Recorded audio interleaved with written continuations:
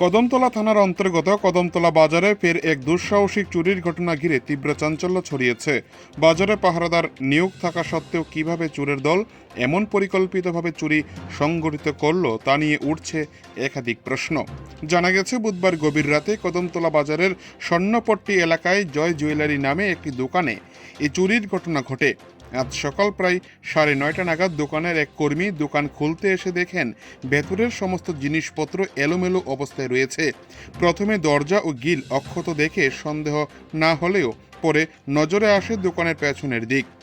সেখানে টিনের চালা ও প্লাইউড কেটে ভেতরে প্রবেশের স্পষ্ট চিহ্ন দেখতে পান তিনি।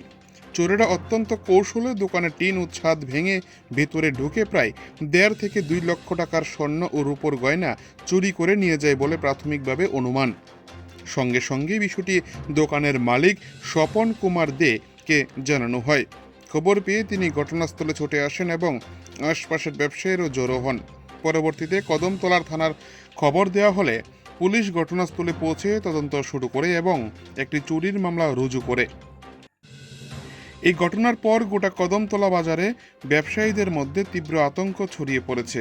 একদিকে দীর্ঘদিনের বিদ্যুৎ সমস্যায় নাজেহাল ব্যবসায়ীরা, তো অন্যদিকে বারবার চুরির ঘটনায় নিরাপত্তা নিয়ে প্রশ্ন উঠছে। এখন সকলের নজর পুলিশের তদন্তের দিকে। এই দুঃসাহসী চুরির রহস্য কত দ্রুত উদ্ঘাটন হয় সেটাই এখন দেখার।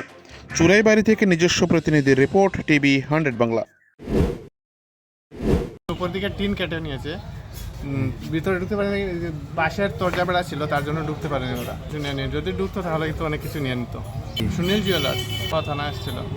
পাড়া রাতেবেলা তো চলে, কিন্তু পাড়া টাকা সত্ত্বেও কেন যে এরকম হলো ওটাই তো বুঝতে পারছি না।